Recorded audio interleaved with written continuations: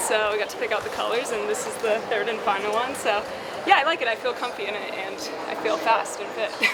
And when did you start wearing speed suits? We're noticing more and more distance runners wearing these. It's because Jakob Ingebrigtsen wears one, and I want to be the best in the world. No, I'm just kidding. I don't know. I mean, it's just like, it's fun to show your personality a little bit, and yeah, the 1500 has become more of a speed event, and yeah, especially how it's run on the men's side and on the women's as well, and yeah. Amazing. And how do you choose which speed suit to wear on prelims, finals? Oh, I wanted to come out here with the bang and show a new one. I'm still deciding between the blue. I'll wear a different one in each round. I'm still deciding on the final day versus tomorrow. So yeah, TBD. Amazing. Nikki, it looked pretty easy and pretty comfortable out there for you in that first heat. You know, you only ran in a handful of 1,500 meters. Do you feel like you're in that kind of sweet spot for these trials this time around? Yeah, no, I feel great. I feel like this season I raced a little bit, but really prioritized fitness and training, and yeah, I felt great out there. I mean, we went out in 74, so I should feel great.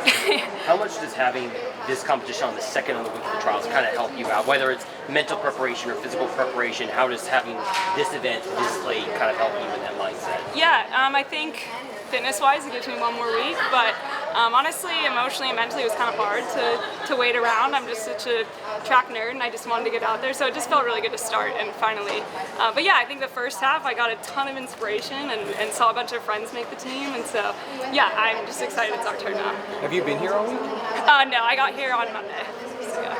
Nikki, you had such a successful indoor season. What sort of lessons were you able to take away from World Indoors to help prepare you for big meets such as this? Yeah, it's a great question. I think indoors really opened my eyes to what's possible. You know, I hoped to one day win a medal, but to actually do it was like kind of shocked myself a little bit. And I woke up the day of that race not feeling 100%, and that was a really good lesson. And like, you can get it done even if things aren't going your way. So yeah, learned a lot, and yeah.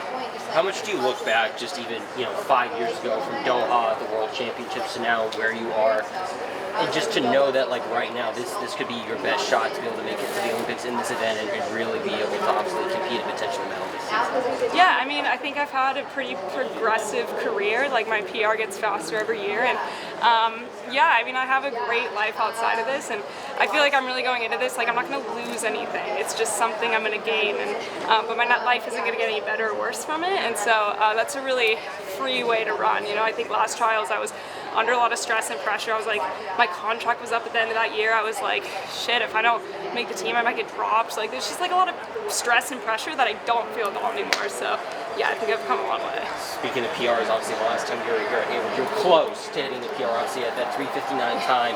What is it about this track that kind of just seems to bring out the best of you every time you're here at Hayward Field? Yeah, I think it's the fans, and it's the place. Like, I spent my freshman and sophomore year here at U of O, and I did a lot of growing in those 2 years, and I just feel really nostalgic when I'm in Eugene, and it feels really familiar. Like, I know all the roads, I don't have to use Google Maps. Like, it's just this like familiar place, and I think, yeah, the crowd and the atmosphere, especially the past few years, has just been incredible. And yeah, I think the bigger the stage, like the more excited I get, the better I do. So yeah.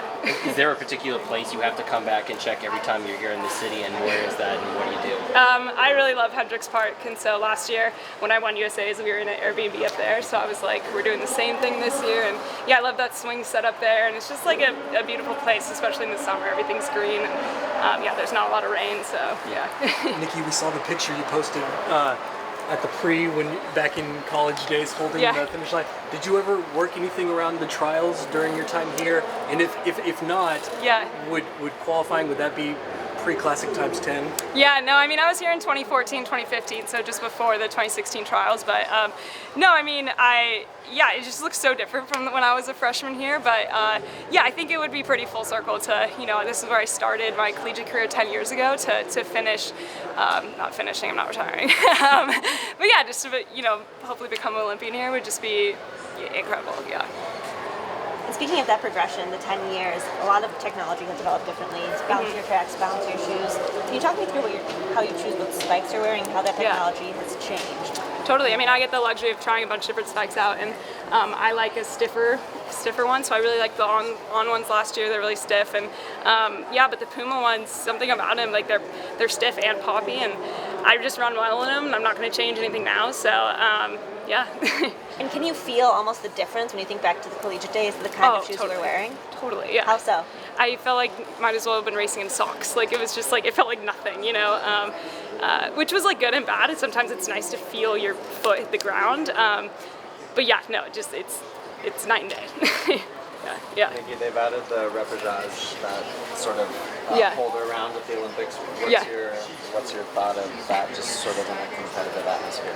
I mean, I don't think it was a problem that needed fixing, so I'm not sure why it was added, but it's a thing, and it's, I guess, nice to have in the back of your mind as a possibility, but I don't know, there might be ways to get around it. Like if I pull a really hard heat one, I might get out there in trainers and jog, and then the next day I beat all the people that got knocked out. I'm just kidding, I'm not going to do that, but like you could. Like, I don't know. So I think it's interesting, and I don't understand the reasoning behind it. I just haven't heard why it is a thing, but maybe I just don't know why. I don't know. It seems like you're not the biggest of fans. I mean, if it gives someone like another opportunity to represent their country, maybe a smaller country, that like totally, like it's awesome. But I do think it kind of just lengthens the already long meet and schedule, and maybe it makes it harder for the viewer to understand what's happening. I don't know. Yeah. Yeah. Yeah. Thank you. Thank you. Sweet.